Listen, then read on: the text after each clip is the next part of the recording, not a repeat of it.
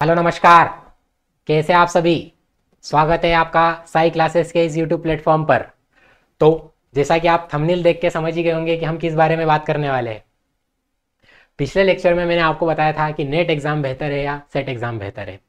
आज मैं इस लेक्चर में आपसे बात करने वाला हूँ कि पेपर वन का सिलेबस जो बहुत ही ज़्यादा कठिन या फिर ये कह सकते हो कि हमेशा चर्चा का विषय बना रहता है, इस सिलेबस के ऊपर हम बात करेंगे कि पेपर वन का आखिरकार सिलेबस रहता क्या है। नेट का पेपर वन का सिलेबस क्या अलग होता है या सेट से अलग होता है, या हम यूँ कह सकते हैं।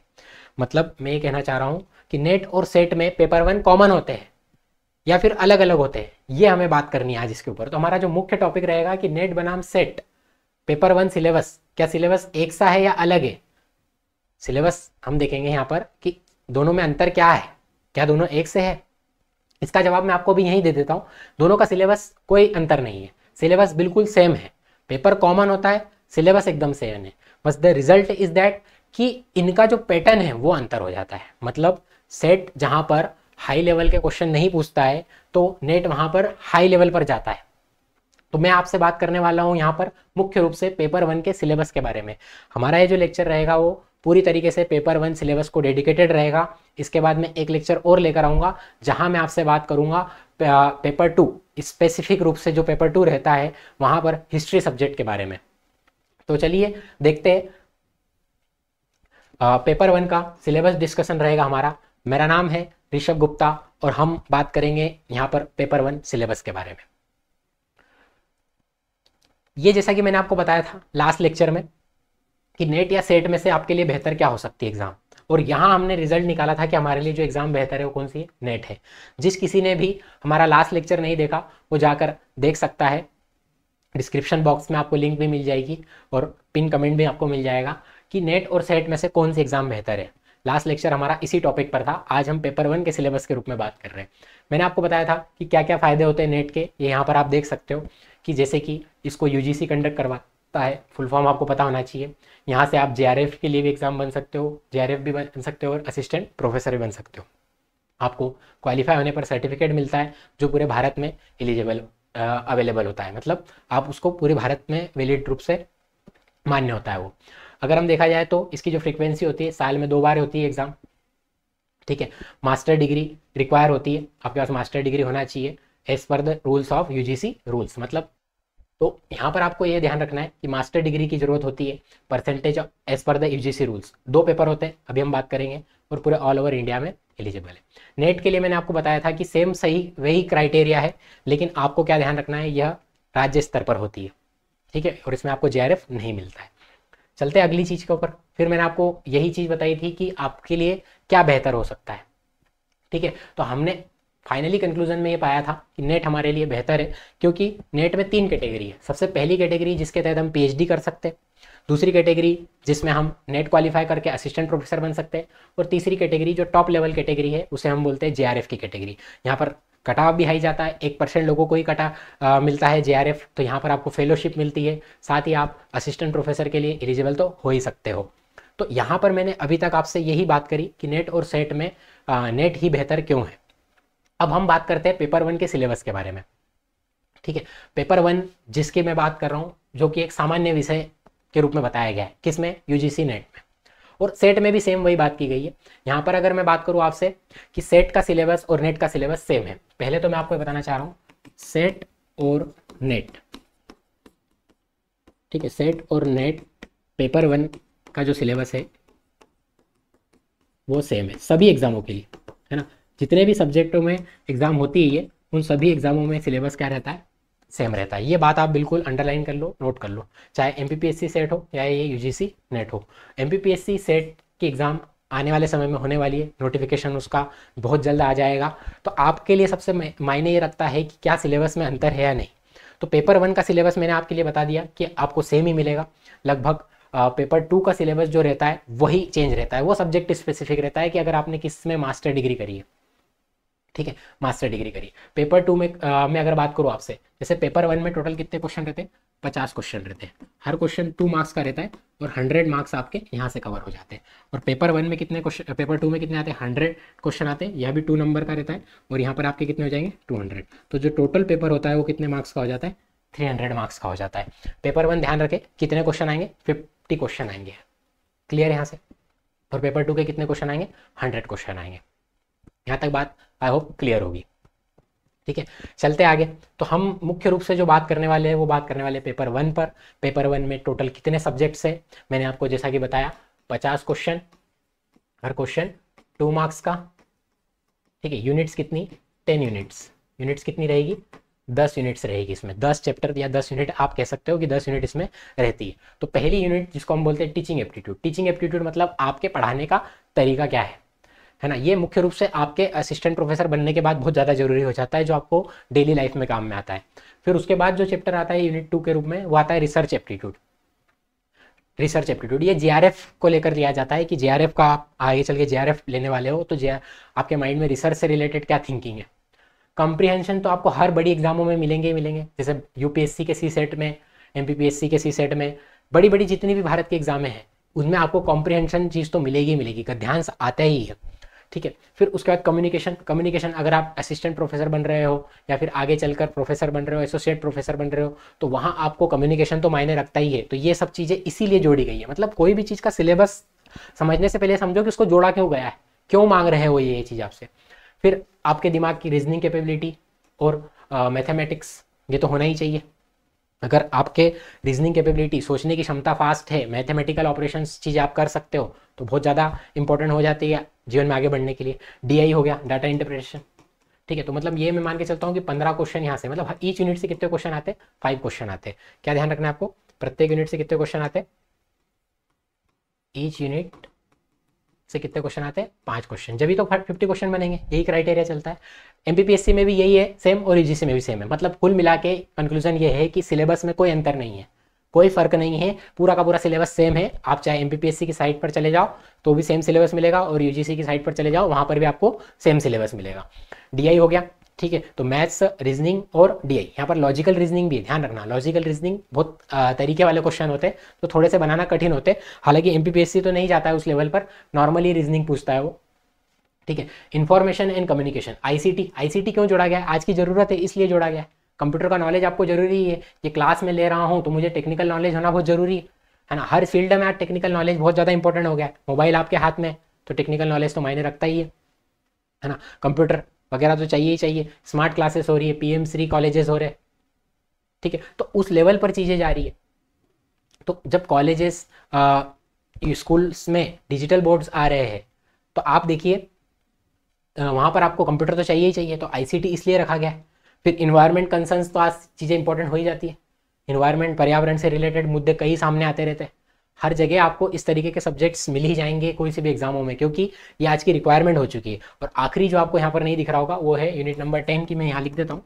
यूनिट नंबर 10 क्या कौन सी रहती है, एक तो आपका हायर एजुकेशन सिस्टम हो सकता है, हायर एजुकेशन सिस्टम, प्लस इसमें आपकी पॉलिटी भी आती है थोड़ी सी, है ना। आपको पता होना चाहिए कि हायर एजुकेशन का भारत में क्या बैकग्राउंड रहा था, अंग्रेजों के समय किस तरीके से हायर एजुकेशन थी, उच्च शिक्षा थी, और अभी वर्तमान में कैसे उच्च शिक्षा तक पहुंचे हम, कैसे Kothari commission, UGC university grant commission बना, ये सब आपको बैकग्राउंड पूछा जाता है। कुल मिला के 50 क्वेश्चन, 2 मार्क्स का एक, 10 यूनिट है, और हर यूनिट से कितने क्वेश्चन आपके, 5 क्वेश्चन। तो इस तरीके से टोटल कितने क्वेश्चन हो जाते हैं हमारे, 50 क्वेश्चन हो जाते हैं। अब सिलेबस वाइज कुछ बात कर लेते हैं। जैसे यूनिट 1 का जो सिलेबस है जिसमें टीचिंग एप्टीट्यूड की बात करी गई है, तो यहाँ पर आपको टीचिंग के कॉन्सेप्ट पता होना चाहिए, टीचिंग का उद्देश्य क्या है, उसके स्तर क्या है, ठीक है। स्मरण, समझ, विचारात्मक, उसके फीचर्स दिए गए हैं, ठीक है। फिर शिक्षार्थी की विशेषता है, टीचिंग की विशेषताएं क्या होती है, शिक्षण हो गया, टीचिंग के फीचर्स हो जाएंगे यहाँ पर, है ना। किस तरीके से आपको एडल्ट शिक्षार्थी मतलब वयस्क शिक्षार्थी की अपेक्षाएं क्या क्या रहती है, कि वो उसको पढ़ाने के बाद आप वो समाज में कैसा बनेगा, ये बात इंपॉर्टेंट हो जाती है। प्लस फिर उसके बाद उसके प्रभावात्मक तत्व कौन कौन से, ठीक है, क्या क्या सहायक सामग्री लगती है पढ़ाने के लिए, है ना। आज के समय में जैसे ये बोर्ड हो गया, उच्च अधिगम की संस्थाएं कौन कौन सी टीचिंग के, ठीक है। स्वयं प्लेटफॉर्म, ये इंपॉर्टेंट हो जाती है आज के समय में। ऑनलाइन प्लेटफॉर्म गवर्नमेंट के, स्वयं प्रभा, स्वयं प्लेटफॉर्म, यहाँ से क्वेश्चन आते हैं ज़्यादातर, ठीक है। कुछ सहायक प्रणालियाँ चाहिए, परंपरागत से आधुनिक, आईसीटी पर आधारित। पहले के समय में किस तरीके से पढ़ाया जाता था, है ना, ब्लैक बोर्ड से वाइट बोर्ड पर आए, वाइट बोर्ड से डिजिटल बोर्ड पर आए। तो आप ये समझ सकते हो कि किस लेवल पर एजुकेशन सिस्टम हमारा चेंज हो रहा है। ठीक है, मूल्यांकन की प्रणालियाँ भी दी गई है, कैसे किसी बच्चे का मूल्यांकन करना है, मतलब टीचिंग से लेकर एवोल्यूशन तक पूरी कॉन्सेप्ट आपके आ जाएगा टीचिंग एप्टीट्यूड में। या आप यूँ कह सकते हो कि बीएड के फर्स्ट ईयर का सब्जेक्ट है ये कुल मिला के। जब आप बीएड करने जाओगे तब भी आपको इस तरीके की चीज़ें पढ़नी पड़ती है। इसलिए नेट वाला विद्यार्थी होता है वो सोचता है कि मैं बीएड क्यों करूँ, ठीक है, क्योंकि वो उच्च शिक्षा के लिए क्वालिफाई हो चुका है ना नेट क्वालिफाई होने के बाद, तो बीएड उसके लिए मायने नहीं रखता है। तो मैं तो कहता हूँ जितने भी नेट क्वालिफाइड है उनको बीएड में शामिल करना ही चाहिए कि हाँ ये बीएड का तो इसको नॉलेज होगा ही होगा। पर ठीक है, भारत में डिग्री अलग ही चलती है। इकाई 2 क्या बोलती है, शोध अभिवृत्ति। शोध अभिवृत्ति मतलब यहाँ पर रिसर्च की बात हो रही है। रिसर्च की बात हो रही है मतलब यहाँ पर आपको ये बताना है कि जेआरएफ से रिलेटेड कॉन्सेप्ट रहते हैं, थोड़ा सा टफ यूनिट रहती है यहाँ पर, है ना। रिसर्च क्या होता है बेसिक आपको पता होना चाहिए, उसके फीचर्स, है ना। डायरेक्ट रिसर्च और उत्तर पोस्ट मॉडर्न की रिसर्च क्या क्या रहती है, उसकी पद्धतियाँ कौन कौन सी है, उसके जो चरण है वो कौन कौन से है, ठीक है, ये भी आपको पता होना चाहिए। किस तरीके से आईसीटी का प्रयोग हो सकता है, रिसर्च में नैतिकता क्या है। नैतिकता जब भी वर्ड जुड़ जाए समझ जाओ कि आपने कहीं से चोरी वगैरह नहीं करी हो, इथिकल चीज़ें आपने कंप्लीट करी हो, ये वाली बात रहती है। तो रिसर्च जो हो गया वो आपके जेआरएफ से रिलेटेड हो गया। फिर मैंने आपको बताया था कॉम्प्रिहेंशन, जिसपे 5 क्वेश्चन बेस्ड रहते। कॉम्प्रिहेंशन ऐसा आता है कि क्वेश्चन थोड़े से बनना कठिन हो जाते यहाँ से, मतलब मैं आपको बता रहा हूँ अगर आप यूजीसी नेट की तैयारी कर रहे हो तो वहाँ आप 30 क्वेश्चन भी मैक्सिमम निकाल सकते हो। 50 में से अगर आप 30 क्वेश्चन बना रहे हो तो आपका यूजीसी नेट निकल जाएगा। उधर भी वैसे आपको पेपर 2 में ज़्यादा मेहनत करने की जरूरत है, लेकिन यहाँ पर आपको 30 क्वेश्चन तो बिल्कुल कंप्लीट करने पड़ेंगे। तो ये कॉम्प्रिहेंशन हो जाएगा, जहाँ पर आपको कितने क्वेश्चन आते हैं कॉम्प्रिहेंशन पर बेस्ड, 5 क्वेश्चन आते हैं, 2 या 3 बन जाते। कभी कभी ऐसा पैसे आ जाता है कि 5 क्वेश्चन मिल जाते हैं उसमें से। कम्युनिकेशन की यूनिट है, कम्युनिकेशन क्या है, उसके प्रकार, उसके अभिलक्षण बताए गए, ठीक है। फिर उसके प्रभावी संप्रेषण, है ना। प्रभावी संप्रेषण क्या होता है, इफेक्टिव कम्युनिकेशन, भाई बोलना तो है लेकिन इफेक्टिव रूप से बोलना है, तो ये वाली चीज़ भी मायने रखती है ना। उसमें बाधाएं कौन कौन सी है, जन मीडिया एवं समाज, मास मीडिया, कम्युनिकेशन और समाज के बारे में बताया गया। क्लियर है यहाँ तक बात। तो मैं आपसे क्या बात कर रहा हूँ, कॉम्प्रिहेंशन के बाद आपका क्या आ जाएगी, कम्युनिकेशन यूनिट आ जाएगी, ठीक है। ये सब क्लास का कम्युनिकेशन कैसा होना चाहिए, कल्चर कम्युनिकेशन होना चाहिए, ग्रुप कम्युनिकेशन कैसा होना चाहिए, ये सब चीज़ें इसमें सब टॉपिक के रूप में आती है। कैसे क्वेश्चन आते हैं हम बाद में कभी लेक्चर और लेंगे, आपको बताएंगे कि इस तरीके के क्वेश्चन आते हैं। इसमें थोड़ा सा पेपर टफ रहता है कुल मिला के, यूजीसी के अंदर संदर्भ में बात करूँ तो मैं टफ रहता है। मैथमेटिकल चीज़ें आ जाती है रीजनिंग से रिलेटेड, तो तर्क रीजनिंग हो गया, संख्या सीरीज हो जाएगी, है ना, अल्फ़ाबेटिकल सीरीज हो जाएगी, कोडिंग डिकोडिंग वाली चीज़ें आ जाएगी, ठीक है। गणितीय चीज़ें भी कौन कौन सी आती है, अंश, समय, दूरी, अनुपात, समानुपात, प्रतिशतता, परसेंटेज, है ना, प्रॉफिट लॉस, ब्याज, साधारण ब्याज के सवाल, कुछ मैथ्स में कुछ भी आ सकता है। ये नहीं कह सकते कि इन्हीं टॉपिक्स पे, हाँ पर आदि लिख दिया है तो सब कुछ आने वाला है, लेकिन मोस्ट प्रोबेबली इन टॉपिक से तो आएंगे ही आएंगे। यहाँ तक बात क्लियर है। चलो चलते आगे। फिर ये युक्ति युक्त तर्क, मतलब यहाँ पर भी रीजनिंग है लेकिन ये लॉजिकल रीजनिंग का रूप है। यहाँ पर थोड़ी सी चीज़ें कठिन आती है ना, यहाँ पर तर्कशास्त्र का ज्ञान वगैरह इस तरीके की चीज़ें आती है, प्रमाण, है ना। यूनिट 6 आप ये कह सकते हो कि लॉजिकल रीजनिंग है, और यहाँ से जो 5 क्वेश्चन मैंने जहाँ तक अभी तक एग्जामों में देखे ज़्यादा काफ़ी टफ आते हैं, ठीक है। रिवर्स चीज़ें पूछ ली जाती है और थोड़ी सी विचित्र चीज़ें रहती है। मतलब मेरा ऐसा मानना है कि इनको पढ़ने से आप ज़्यादा टाइम वेस्ट ना करो तो अच्छा है, ठीक है। रीजनिंग पढ़ना है ना, बेसिक रीजनिंग आपको पढ़ना है, क्योंकि कई बार क्या होता है वो रीजनिंग से उठा के क्वेश्चन दे देता है। ये देखो ये जो प्रकार है निगनात्मक और आगनात्मक रीजनिंग, ये आप कहीं आप देखोगे नहीं, अनुरूपता है ना, सिमिलरिटी वगैरह, इनसे क्वेश्चन आते हैं। तो ज़्यादा आप पढ़ने में इनमें टाइम वेस्ट करोगे तो कोई सेंस नहीं है। ज़्यादा समय आप इसके बजाय दूसरे सब्जेक्ट, अपने खुद के स्पेसिफिक सब्जेक्ट पर दोगे तो ज़्यादा बेटर रहेगा, ठीक है। ये हो गया। फिर उसके बाद में अगर बात करूँ तो अनुमान की संरचनाएं, प्रकार, व्याप्ति, हेत्वाभ्यास, ये आप पढ़ सकते हो चाहो तो इसको। वैसे मैं इसकी पीडीएफ हमारे टेलीग्राम चैनल पर डाल दूंगा, और आप देखो तो डिस्क्रिप्शन बॉक्स से टेलीग्राम चैनल को ज्वाइन कर सकते हो। फिर हम चलते हैं अगले यूनिट नंबर 7 पर चलते हैं। तो यहाँ पर बात हो रही है वही डीआई की बात हो रही है, ठीक है। तो यहाँ से क्या आएगा, आपका डीआई आएगा, है ना। किस तरीके के डीआई आ सकता है, bar chart, histograph, pie chart, table chart, रेखा चार्ट। डीआई भी बहुत टफ आता है कुल मिला के। यूजीसी की बात करूँ तो डीआई टफ आता है, एमपीपीएससी सेट का बिल्कुल आसान आता है। एमपीपीएससी सेट अगर आप दे रहे हो तो वहाँ मेरा ऐसा मानना है कि वहाँ आप 50 क्वेश्चन में से, है ना, सेट में, है ना, मैं बात कर रहा हूँ किसकी, सेट की, तो सेट के 50 क्वेश्चन में से आप लगभग 30 क्वेश्चन से ऊपर ही ला सकते हो। 30 to 35, यहाँ पर आप क्या कर सकते हो, 35 क्वेश्चन कर लो, आप आराम से 35 क्वेश्चन निकाल सकते हो, कोई बड़ी बात नहीं है। अगर आपके पहले पेपर में 35 क्वेश्चन है, दूसरे पेपर में आपके 80 है, तो आपका सेट क्वालिफाई हो जाएगा, ठीक है। ये तो बिल्कुल बहुत आसान काम हो जाता है। सेट निकालना मुझे लगता है जहाँ तक सरल है, नेट थोड़ा सा टफ है, क्लियर है। फिर उसके बाद आंकड़ों की व्याख्या, आंकड़े और सुशासन, ये इस तरीके की चीज़ें आती है, यहाँ से रिलेटेड, डाटा से रिलेटेड आती है। मोस्ट इंपॉर्टेंट आईसीटी, आईसीटी तो अब आपको हर जगह जरूरत है। आप अगर एमपीपीएससी दे रहे हो तो आईसीटी तो आपने पढ़ा ही होगा, तो ये वाली चीज़ें आपको किससे रिलेटेड आपको याद कर रखना है, क्या है हायर एजुकेशन में सिस्टम में अवेलेबल है, इंटरनेट क्या है, ईमेल क्या है, वीडियो कॉन्फ्रेंसिंग क्या है, ये इस तरीके की चीज़ें क्वेश्चन आते हैं। उच्च शिक्षा में कौन सी पहले चल रही है ना, ये करंट अफेयर से लिंक कर दिया, आईसीटी का साथ सुशासन को जोड़ दिया। क्लियर है। तो आईसीटी से रिलेटेड ये इस तरीके के टॉपिक रहते हैं। चलते हैं इन्वायरमेंट वाले चैप्टर पर, यूनिट नंबर 9 इन्वायरमेंट, पर्यावरण से रिलेटेड आज के समय में बहुत ज़्यादा इंपॉर्टेंट हो जाती है। और यहाँ पर एक क्वेश्चन जो सबसे ज़्यादा आता है वो सस्टेनेबल डेवलपमेंट गोल्स के बारे में आता है। 17 गोल्स है, उनको पूरे लिस्ट से याद होना चाहिए। ठीक है, किस तरीके से विकास ने मिलेनियम विकास और संपोषणीय विकास, ये वही है एमडीजी और एसडीजी पर क्वेश्चन। ठीक है, नजातीय क्रियाकलापें क्या रही पर्यावरण पर, उनके क्या प्रभाव पड़ रहे, कौन कौन से मुद्दे हैं पर्यावरण के। ठीक है, अपशिष्ट प्रबंधन वाले मुद्दे सारे, प्रदूषण, अपशिष्ट प्रबंधन, ये सब चीज़ें आ जाती है। मानव स्वास्थ्य पर क्या प्रभाव पड़े रहा है, मतलब बेसिक इन्वायरमेंट है यहाँ पर, है ना, हाई लेवल का नहीं है, लेकिन क्वेश्चन तो जाते हैं फिर भी। और बहुत कम ऐसा देखने को मिलता है कि पर्यावरण का क्वेश्चन नहीं बन जाता है। जनरली नॉर्मल चीज़ें ही आती है, कोई ज़्यादा टफ नहीं आता है। ये भी है कुछ उसके ऊर्जा, सौर ऊर्जा से संबंधित क्वेश्चन आते हैं। ठीक है, प्राकृतिक जोखिम क्या है, आपदाओं से रिलेटेड, ये पर्यावरण संरक्षण अधिनियम 1986, ये वाला क्वेश्चन यहाँ से बनता है ना। आप अगर असिस्टेंट प्रोफेसर का पेपर मैंने उठा के देखोगे तो वहाँ भी आपको ये मिल जाएगा। फिर उसके बाद मैं अगर बात करूँ, प्रोटोकॉल्स आ जाते हैं, मॉन्ट्रियल प्रोटोकॉल, रियो सम्मेलन, जैव विविधता सम्मेलन, क्योटो प्रोटोकॉल, ये कुल मिला के ये आप दे सकते हो यूपीएससी लेवल का ये पूरा पोर्शन हो जाता है, ये वाला जो टॉपिक है। ठीक है, ये वाला पोर्शन यूपीएससी लेवल पर जा रहा है, यहाँ पर सारी चीज़ें आपको पढ़नी पड़ती है। तो ये यूनिट 9 हो गई पर्यावरण से रिलेटेड। तो आप यूनिट 10 पर चलते हैं। यूनिट 10 क्या बोलती है, एक तो हायर एजुकेशन सिस्टम के बारे में बात करती है, हायर एजुकेशन सिस्टम के बारे में बात करती है, और दूसरा पॉलिटी के बारे में बात करती है। ये देख लीजिए लास्ट आप, नीतियाँ, सुशासन और राजनीति और प्रशासन से संबंधित। शिक्षा को फिर उन्होंने पर्यावरण से जोड़ा है, ये वाली चीज़ें पूछते हैं। व्यावसायिक, तकनीकी और कौशल आधारित शिक्षा, इस पर भी क्वेश्चन आते हैं। उच्च शिक्षा अधिगम भारत में स्वतंत्रता के बाद, ये वाली चीज़ आपसे बोल रहा था, कोठारी कमीशन, फिर राधाकृष्णन आयोग, ये सब बने थे हायर एजुकेशन सिस्टम से रिलेटेड।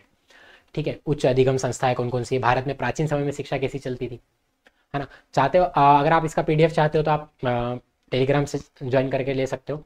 ये कुल मिला के हमारे पेपर 1 का सिलेबस रहता है। तो मैंने आपको कहता है प्रत्येक यूनिट से 2-2 अंक के क्वेश्चन आते और टोटल कितने हो जाते हैं, एक यूनिट से 5 प्रश्न आ जाते हैं। क्लियर है। और कुछ यहाँ पर ये बताया गया इस लाइन में कि जो अपाहिज विद्यार्थी रहते हैं या फिर दिव्यांगजन रहते हैं उनको कुछ एक्स्ट्रा टाइम दिया जाता है, ये वाली बात कही गई है इसमें। तो अगर मैं आपसे बात करूँ कुल मिला के, ठीक है, तो हमारा जो एनालिसिस रहा वो क्या एनालिसिस रहा, देखो मैंने आपसे क्या बात करी, एक तो पेपर 1 की बात करी। ठीक है, पेपर 1 की बात करी, मैंने बताया कि 50 क्वेश्चन इसमें आते हैं। ठीक है, 50 क्वेश्चन, एक क्वेश्चन कितने मार्क्स का है, 2 मार्क्स का है, तो टोटल कितने मार्क्स हो गए बताओ, 100 मार्क्स कंप्लीट हो गए, 100 मार्क्स हो गए। फिर अगर मैं बात करूँ आपसे टोटल कितनी यूनिट से, 10 यूनिट। ठीक है, 10 यूनिट, हर यूनिट से कितने क्वेश्चन आएंगे, 5 क्वेश्चन आएंगे। ठीक है, 10 यूनिट, हर यूनिट से कितने क्वेश्चन आएंगे, 5 क्वेश्चन आएंगे, तो टोटल कितने क्वेश्चन हो गए, 50 क्वेश्चन। तो टोटल 100 मार्क्स लाने के लिए आपको 100 मार्क्स है ना, यहाँ पर ये कितने नंबर का हो जाएगा, 2 नंबर का हो जाएगा। ठीक है, 50 क्वेश्चन, ईच क्वेश्चन है 2 मार्क्स, और टोटल कितने हो गए पेपर 100 मार्क्स का हो जाएगा पेपर 1। अब अगर मैं बात करूँ आपसे यूजीसी, ठीक है, तो यूजीसी में नेट की और इधर एमपीपीएससी में, ठीक है, एमपीपीएससी में सेट की, तो इसका जो लेवल रहता है वो काफ़ी हाई रहता है। आपका जो अच्छा स्कोर माना जाएगा वो 25 से लेकर 30 क्वेश्चन तक। ठीक है, और अगर एमपीपीएससी सेट की बात करूँ मैं आपसे तो 35 क्वेश्चन से लेकर 40 क्वेश्चन तक। क्लियर है आपकी बात। तो मेरा एनालिसिस ये रहा है कि आपके 35 मिनिमम हो सकते हैं और मैक्सिमम 40 भी हो सकते हैं, और यहाँ पर 25 से लेकर 30 क्वेश्चन तक। ये एमपीपीएससी सेट में अगर आप कितने नंबर आ रहे हैं, ठीक है, तो आप काफ़ी, अगर पेपर टफ जा रहा है तो उस हिसाब से मायने रखता है, लेकिन ये मान के चलो यही हमारा एनालिसिस है, और हमारा फाइनली रिजल्ट ये निकलता है कि एमपीपीएससी सेट काफ़ी आसान है। उसका पेपर 1 का सिलेबस में कोई अंतर नहीं है, सिलेबस में कुछ भी डिफरेंस नहीं है, बस फ़र्क इतना है आपको पढ़ाई के ऊपर है, थोड़ी हाई लेवल की पढ़ाई आपको यूजीसी के लिए करनी पड़ेगी और एमपीपीएससी के लिए आपको थोड़ी नॉर्मल करनी पड़ेगी। वैसे पेपर तो टफ रहता है उसका भी, लेकिन उतना नहीं रहता जितना यूजीसी का रहता है। तो कुल मिला के आप ये एनालिसिस या फिर ये कंक्लूजन निकाल सकते हो कि पेपर 1 का सिलेबस तो दोनों का सेम ही है, लेकिन पेपर की जो टफनेस है वो यूजीसी नेट की ज़्यादा है और एमपीपीएससी सेट की कम है। तो आई होप आपको ये लेक्चर समझ में आया होगा। बहुत आसान भाषा में और बहुत क्रिस्प रूप में मैंने आपको सिलेबस समझाया है। इस सिलेबस की पीडीएफ आप प्राप्त कर सकते हो हमारे टेलीग्राम चैनल से, इंस्टाग्राम पर भी हमें फॉलो कर सकते हो। बाकी हमारा जो लास्ट लेक्चर था उसकी लिंक आपको मिल जाएगी डिस्क्रिप्शन बॉक्स में, और उसे देखकर आप समझ सकते हो कि आप यूजीसी नेट की तैयारी करो या सेट की तैयारी और उसके बाद आप पेपर 1 के सिलेबस को देख सकते हो कि पेपर 1 का सिलेबस क्या रहता है। मैंने आपसे यहाँ मुख्य रूप से पेपर 1 के सिलेबस की बात करी। तो मिलते हैं अगले लेक्चर में। हम बहुत जल्द सेट की PYQs भी लेकर आने वाले हैं और असिस्टेंट प्रोफेसर का नोटिफिकेशन भी बहुत जल्द आने वाला है। तब तक के लिए पढ़ते रहिए, बने रहिए हमारे साई क्लासेस के प्लेटफॉर्म के साथ। मिलते हैं। जय हिंद।